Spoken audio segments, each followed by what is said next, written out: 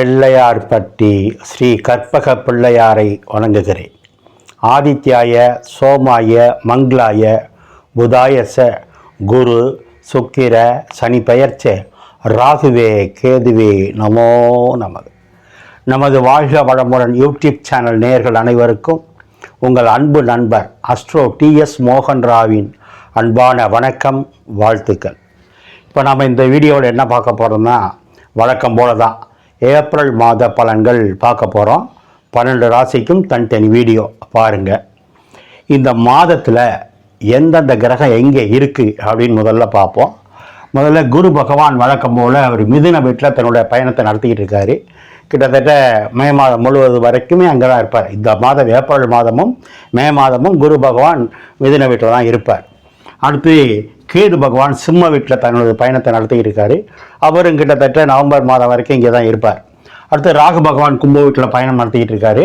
அவரும் கிட்டத்தட்ட நவம்பர் மாதம் வரைக்கும் இங்கே தான் இருப்பார். இப்போது சனி பகவான் திருக்கணித பிரகாரமும் சரி, வாக்கிய பிரகாரமும் மீன வீட்டில் தான் இருக்கார். அதனால் குழப்பம் வேண்டாம். கிட்டத்தட்ட 2.5 வருஷம் மீன ராசியில் தான் சனி பகவான் பயணம் பண்ணுவார். செவ்வாய் பகவான் பேச்சியாகி செவ்வாய் மீன வீட்டுக்கு வந்துட்டார். புதனும் பேச்சியாகி வந்துட்டார். சூரியன் மட்டும் பார்த்தீங்கன்னா 14ஆம் தேதி மேசத்துக்கு வந்துடுவார். 13ஆம் தேதி வரைக்கும் இங்கே இருப்பார் மீன வீட்டில். 14ஆம் தேதி இங்கே வந்துடுவார். அதனால தான் நான் அங்கேயே போட்டேன். ஏன்னா வரக்கூடியதாக நம்ம வரவேற்கிறோம். அதே மாதிரி 4-5 தேதியிலேருந்து சுக்கிரனும் மீன வீட்டிலேருந்து இங்கே வந்துடுவார். 3ஆம் தேதி 4ஆம் தேதி வரைக்கும் மீன வீட்டில் உச்சமாக இருந்த சுக்கிர பகவான் மேசத்துக்கு வந்துடுவார் 2-3 தேதியில். அதனால் வந்துட்டதாகவே நான் போட்டேன். இதுதான் இந்த மாதத்தினுடைய கிரக நிலைகள்.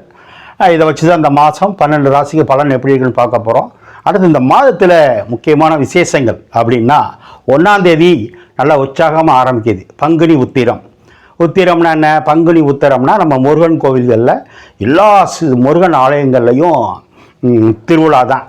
தைப்பூசம் மாதிரியே திருவிழா. அது குறிப்பாக 6 படை வீடுகள் முருகன் கோவில்கள், திருப்பரங்குன்றம், பழமுதிர்ச்சோலை, திருத்தணி, சுவாமிமலை, பழனிமலை, இப்படி 6 படை வீடுகள்லையும் திருச்செந்தூர் உள்பட அத்தனை கோவில்களையும் முருகனுக்கு சிறப்பு விழா, பால்குடம், காவடிகள், இப்படி நிறைய விசேஷங்கள், தேர் தெப்பம் எல்லாம் நடக்கும்.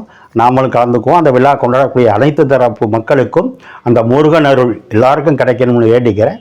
அடுத்து 14ஆம் தேதி தமிழ் வருட பிறப்பு. இந்த வருஷம் தமிழ் புத்தாண்டு, தமிழ் வருட பிறப்பு இந்த ஏப்ரல் மாதம் 14ஆம் தேதி பிறக்குது. அந்த தமிழ் புத்தாண்டு வாழ்த்துக்கள் உங்களுக்கும் நாட்டு மக்களுக்கும் நம்முடைய வாழ்க வளமுடன் யூடியூப் சேனல் சார்பாக வழங்கிக்குவோம். அடுத்து பார்த்திங்கன்னா 20ஆம் தேதி அட்சய திருத்திதியை. திருத்திதியை அப்படிங்கிறது மாதம் வரும். வளர்பிறையிலையும் வரும், தேய்பிறையிலையும் வரும். ஆனால் வருஷத்துக்கு ஒரு தடவை வரக்கூடிய அட்சய திருத்தி. அட்சயம்னா வளரக்கூடியதுன்னு அர்த்தம். அதனால தான் பார்த்திங்கன்னா நகைக்கடைகளில் போய் ஒரு வாரத்துக்கு முன்னாடியே தங்க நகை வாங்குறதுக்கு பதிவு பண்ணி வச்சுட்டு வருவாங்க. அந்த அட்சய திருத்தி அன்னைக்கு போய் தங்க நகை வாங்கினா வீட்டில் தங்கம் வளரும் அப்படின்னு ஒரு ஐதீகம். ஆனால் இன்றைக்கி தங்கம் வைக்கிற நிலைமைக்கு எல்லோரும் நகைக்கடை பக்கமே போக முடியாது. ஆனால் அட்சய திருத்தி அன்னைக்கு தங்க நகை தான் வாங்கணுங்கிறது கிடையாது. எது சுபகாரியங்கள் செஞ்சாலும் வளரும். அப்போ நகை அடகு வச்சுருந்தா கூட அதை திருப்பிட்டு வந்தாலும் நம்ம நகை நம்ம வரும் தானே. ஒரு 10 கிலோ பச்சரிசி, 5 கிலோ பச்சரிசி வாங்கினாலும் வீட்டுக்கு ஒரு சுப பொருள் தானே. 1 லிட்டர் பால் வாங்கினாலும் சுப பொருள் தானே. அது வீட்டுக்கு வாங்கக்கூடிய மங்களகரமான பொருள், சுப பொருள் எதுவும் வாங்கலாம், வளரும். அன்றைய தினம் எல்லா ஆலயங்களையும் சிறப்பான அபிஷேகங்கள் இருக்குது. நீங்களும் பயன்பெறுங்க. வாழ்த்துக்கள். இந்த நிகழ்ச்சி எல்லாமே பொது பலன் தான். நாம் கொடுக்கறது 12 ராசிக்கும் பொது பலன். மேசராசியோ சிம்ம ராசி எந்த ராசிக்கு பேசினாலும், இன்றைக்கும் குழந்தை பிறந்திருக்கும், 5 வயசு குழந்தையும் இருக்கும், 50 வயசு ஆணும் இருப்பாங்க, பெண்ணும் இருப்பாங்க, 90 வயசு வரைக்கும் இருப்பாங்க. இது பொது பலன் தான். உங்கள் வயசுக்கு தகுந்த மாதிரி எடுத்துக்கணும். ஆக இந்த மாத பலன்களை போவோம். மீண்டும் நான் வணங்கும் என் குலதெய்வம் முத்துமாரியம்மன், அண்ணாமலையார் உண்ணாமலை தாய், நான் நித்தம் வணங்கி வேண்டி நிற்கும் குமரமலையான், என் தாய் தந்தையரை வணங்கி இந்த மாத பலன்கள் அத்தனையும் உங்களுக்கு சிறப்பாக அமையணும், நீங்களாம் நல்லா இருக்கணும்னு வேண்டிக்கிறேன். வாங்க வீடியோக்குள்ளே போவோம். யாருக்காவது எனக்கிட்ட ஜாதகம் பார்க்கணும்னா கீழே இருக்க நம்பருக்கு ஃபோன் பண்ணுங்கள். நான் வாட்ஸ்அப் நம்பர் தரேன், ஜாதகம் பார்க்கலாம். வீடியோக்குள்ளே போகலாமா? ஓம் நம சிவாய. நான் இப்போ கடகராசியை பார்ப்போம். கடகராசிக்கு இந்த ஏப்ரல் மாதம் எப்படி இருக்கும் அப்படிங்கிறத பார்ப்போம். கடகராசினா நிறைய பேசியிருக்கோம். தாயுள்ளம், கருணையுள்ளம், பாதுகாப்பு, அரவணைப்பு, இரக்க குணம். கடகராசிக்காரங்களை நம்பி ஒருத்தவங்க போய் நின்னாங்கன்னா, அவங்கள்ட்ட பேசினாங்கன்னா, இவங்களை காப்பாற்றுறது அவங்க முதல் வேலை. சரி, அது ஒரு நாளைக்கு பேசுவோம். இந்த மாதம் என்ன சார் அப்படின்னா, 10ஆம் இடத்துல யார் இருக்கா? 10ஆம் இடம். 10ஆம் இடம்னா என்ன? தொழில், கர்மம், லாபம் எல்லாமே. 10ஆம் இடம்னா தொழில், கர்மம், லாபம், கர்மக்காரன் எல்லாம். 11ஆம் இடமும் லாபம் தானே. 10ன்னா தொழிலில் லாபம், 11 கூட அங்கே இருந்தால் 11னா எல்லாத்துலேயும் லாபம். ஆசை அபிலாசைகள் நிறைவேறும் இடம். எக்ஸ்ட்ரா வேணும்னு கேட்குறது, ஆசைகளை பூர்த்தி செய்வது எல்லாம் 11. அப்போ 10ஆம் இடத்துல 11 கூடையின் இருந்து 10ஆம் இடத்துல சூரியன் இருந்தால் 10ல் எந்த ஒரு கிரகம் இருந்தாலும் நன்மை செய்யும்னு சொல்லியிருக்கோம். அதில் சூரியனும் இருக்குது, சுக்கிரனும் இருக்குது. அது மட்டுமல்ல, 10ஆம் இடத்தில் சூரியன் இருந்தால் திக்பலம்னு சொல்கிறது. எப்படி? திக்பலம்னா லாபம் அதிகம், பலம் அதிகம்னு சொல்கிறது. அது யாருடைய வீடு? செவ்வாயோட வீடு. செவ்வாய் கடகத்துக்கு யார்? 5ஆம் வீட்டு அதிபதி, 10ஆம் வீட்டு அதிபதி. அப்போது கடகத்துக்கெல்லாம் யோகமான கிரகம் செவ்வாய். இன்னொன்று இருக்குது, 2ஆம் வீட்டு அதிபதி சூரியன். 2னா என்னங்க? பணம், தனம், பேசுறது, கண்ணு, முகம், பல்லு எல்லாம் 2ஆம் இடம். அந்த 2ஆம் வீட்டு அதிபதி தனத்தை கொடுக்க வீட்டுக்கு அதிபதி 10ல் இருக்கார். தொழில் ஸ்தானத்தில் போய் 2 கூட இருக்கார். ஏற்கனவே சூரியன் அங்கே இருக்கிறதுக்கு சொன்னேன். இப்போ 2ஆம் பாவத்துக்கு அதிபதி, 2ஆம் வீட்டுக்கு அதிபதி அங்கே போயிருக்காரு. எப்படி இருக்காரு? உச்சமாக இருக்காரு. எப்படி இருக்காரு? திக்பலத்தோடு இருக்காரு. எப்படி இருக்காரு? 11 கூடிய லாபாதிபதியோடு சேர்ந்திருக்காரு. சுக்கரனோட சுகபோகத்துக்கு அதிபதியான சுக்கரனோட சேர்ந்திருக்காரு. 4ஆம் வீட்டு அதிபதி சுகஸ்தானாதிபதி சுக்கரனோடையும் சேர்ந்திருக்கார். எவ்வளோ யோகம்! அது மட்டும் இல்லை, இந்த ராகு 3ஆம் பார்வையாக சூரியனையும் சுக்கிரனையும் பார்த்துக்கிட்டே இருக்கார். அப்போ என்ன சார் கிடைக்கும்? பணம் கொட்டும், பணம் பல வழிகளில் வரும். இது உண்மை, நடக்கும் இந்த மாதம். 10 உயர்வான இடம், மேடான இடம், சர வீடு, செவ்வாய் வீடு, பதவி உயர்வு கிடைக்கும். அப்புறம் என்ன சார் கிடைக்கும்? 4ஆம் இடம் வீடு. அப்போ அரசாங்க குவார்ட்டர்ஸ் கிடைக்கும். அரசாங்கத்தில் காரு, வண்டி, வாகனம், அதில் சைலன்சர் வச்ச வண்டியில் நீங்கள் போவீங்க. அரசு மரியாதை கிடைக்கும். அரசாங்கத்தில் அவார்டு கிடைக்கும். சுக்கிரன்னா மனைவி பொதுவாக. அப்போ மனைவிக்கு யோகம், மனைவிக்கு பணம் வரும். மனைவி பணத்தை வாங்கி பொட்டியில் எண்ணி வைப்பாங்க. சுக்கிரன்னா அத்தை, அத்தைனால யோகம். சுக்கிரன்னா இப்போ தான் சொன்னேன், கட்லு, மெத்தை, பர்னிச்சர் எல்லாம் சுக்கிரன் தான். கலை சார்ந்த துறைகள் சுக்கிரன் தான். அழகு பொருட்கள் சுக்கிரன் தான். இந்த மாதம் கூட அதிகமாக பவுடர் அடிச்சுக்குவீங்க, செண்டு போட்டுக்குவீங்க, கூலிங் கிளாஸ் வாங்குவீங்க, அல்ல கூலிங் கிளாஸ் இருக்கிற கார் வாங்குவீங்க, ஏசி வாங்குவீங்க. இவ்வளோ சொல்லிகிட்டே போகலாம் சார். சார், முதல்ல இந்த மாதம் பணம் வரும். வராத பழைய பாக்கியெல்லாம் வரும். நல்ல நண்பர்கள் சேர்க்கை உண்டு. போதுமா? ரைட்டு. அடுத்து செவ்வாய் எங்கே இருக்கார்? 9ஆம் இடத்துல இருக்கார். செவ்வாய் யார்? உங்களுக்கு இப்போ தான் சொன்னேன், 5ஆம் வீட்டு அதிபதி. 5ன்னா அது ஒரு திரிகோணம், 9ன்னா அதுவும் ஒரு திரிகோணம். ஒரு திரிகோணாதிபதி இன்னொரு திரிகோணத்தில் போய் பாக்கியஸ்தானத்தில் இருக்கு. பாக்கியம் அப்படின்னா என்ன? உங்களுக்கு கிடைக்க வேண்டிய பாக்கியங்கள் எல்லாம் கிடைக்கும். யாருனால கிடைக்கும்? இந்த செவ்வாய்னால கிடைக்கும். செவ்வாய் போய் அங்கே இருக்கிறதுனால கிடைக்கும். சார், 10 கூடையவர் 9ல் போனாரே, இருக்கலாம். 10 கூடையவர்னா தொழிலை கொடுக்குறவர், கர்மஸ்தானாதிபதி.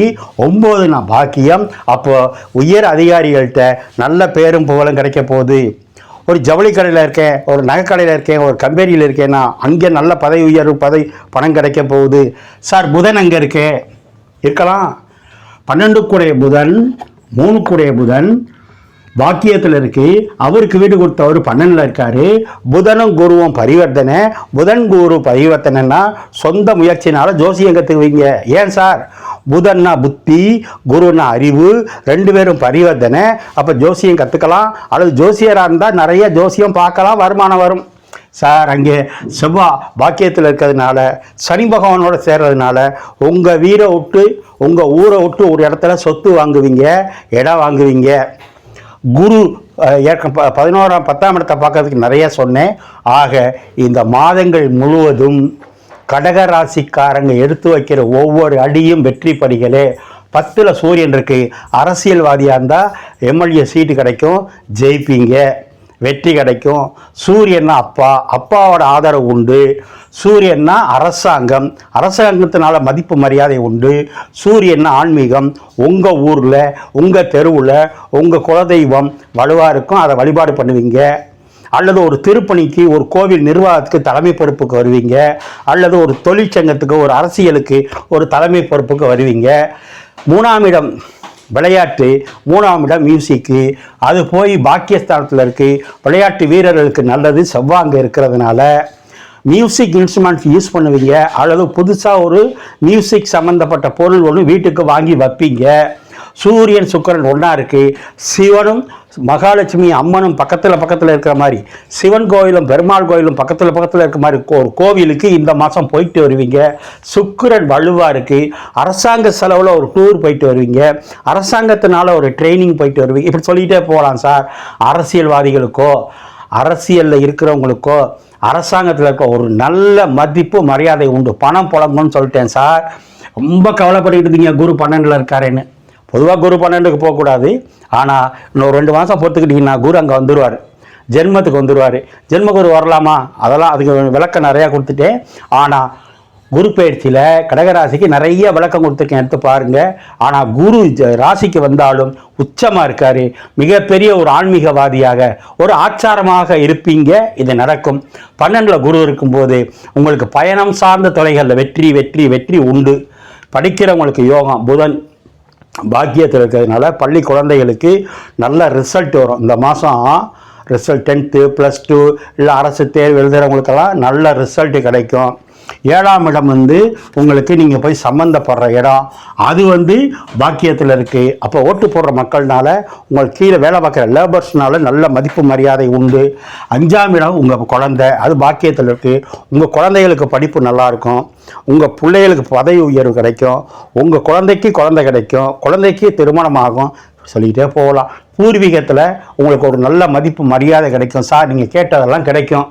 மைனஸ் என்ன, சனி 9ல் இருக்குது, செவ்வாயோடு சேருது. அப்பா உடம்புல கவனமாக இருக்கணும். தாய்மாமன் இருந்தால் அவங்க உடல்நிலையில் கவனம். இதெல்லாம் சேர்ந்து 3ஆம் இடத்தை பார்க்குது. அப்போ சொந்த முயற்சியில் முன்னுக்கு வர போகிறீங்க. வாக்கில் கேது இருக்கிறதுனால பேச்சில் மட்டும் கவனம். நீங்கள் நல்லவங்க தான். ஏதாவது வேலை நேரத்தில் இல்லை ஒரு இதாக இருக்கும்போது டக்குன்னு வார்த்தை, கோபமான வார்த்தை வந்துடக்கூடாது. அடிக்கிற கை தான் அணைக்குன்னு சொல்லுவாங்க. பேசுகிற நீங்கள் தான் பின்னாடி காப்பாற்றியும் விடுவீங்க. அதனால் எந்த குறையும் கிடையாது. இந்த மாதம் சிவன் வலுவாக இருக்கார். சிவன் வலுவாக இருக்கார். அரசாங்கம் வலுவாக இருக்குது. ஆன்மீகம் வலுவாக இருக்குது. சுக்கிரன் மனைவி வலுவாக இருக்குது. கலைகள், யோகம், பர்சனல் எல்லாம் நல்லா இருக்குது சார். ஆக இந்த மாதம் மைனஸ்ன்னு சொன்னால் பேச்சில் நிதானம், கவனம். 9ல் சனி இருக்கிறதுனால அப்பா சித்தப்பா உடல்நிலையில் கவனம். புதன் நீச்சம்னா இஎன்டி ப்ராப்ளம் வராமல் பார்த்துக்கணும். ஏன்னா செவ்வாய் புதன் சம்மந்தப்பட்டால் இந்த கழுத்து வலி, காதில் ஏதாவது பிரச்சனை, கண் இப்படி வரும். ஆனால் பாதிப்பு இல்லை. இந்த சூரியன் 4ஆம் இடத்தை பார்க்கறதுனால அம்மாவின் புகழ் ஓங்கும். ஒரு அரசாங்க கட்டிடத்துக்கு பக்கத்தில் உங்களுக்கு குவார்ட்டர்ஸ் கிடைக்கும், வீடு கிடைக்கும். சொல்லிக்கிட்டே போகலாம். ஆக இந்த மாதம் வெற்றியே. நான் சொன்ன மாதிரி சிவன் வழிபாடு, பெருமாள் வழிபாடு பண்ணுங்கள். சிவன் கோயிலும் பெருமாள் கோயிலும் பக்கத்தில் இருக்கும். அது நீர் ஓரங்களில் இருக்கும். இப்போ பார்த்தீங்கன்னா ஸ்ரீரங்கம், சிவன் திருவனைக்காவல், அந்த பக்கம் பார்த்தீங்கன்னா சமயபுரம், இது மாதிரி கிட்டக்க இருக்கிற மாதிரி கோவிலுக்கு போயிட்டு வருவீங்க. இது நடக்கும். இந்த மாதம் பணம் பல வழியில் வரும். பத்திரப்படுத்துங்க. இந்த மாதம் நீங்கள் நல்லா இருப்பீங்க. உங்களால் பல பேர் நல்லா இருப்பாங்க. இதை நான் சொல்லலை, அந்த சுவாமி மலை முருகன் சொல்கிறேன். கடகராசிக்காரங்க 13ஆம் தேதி 14ஆம் தேதி சந்திராஷ்டமம் இருக்குது. அந்த நாட்களில் கவனம். வண்டியில் போகும்போது, கார் ஓட்டும்போது பெல்ட்டு போட்டுங்க. 2 வீலரில் போனால் செல்ஃபோன் பேசிட்டு போகாதீங்க. பணங்காசு என்னும்போது பேங்க்கில் இருக்கவங்க வர சொல்ல கவனம். இனி எடுத்து வைக்கிற ஒவ்வொரு அடியும், ஒவ்வொரு மாதமும் உங்களுக்கு வெற்றி படிகளே. அவமானம், அசிங்கம், தோல்விகள்லாம் முடிஞ்சிருச்சு. உங்கள் முகம் பிரகாசமாக இருக்கும். ஏன்னா சூரியன் உச்சம். சித்திரை மாதத்துலேருந்து புது வாழ்க்கை, புது உறவு, புது வரவு உண்டு. ஓம் நமச்சிவாய.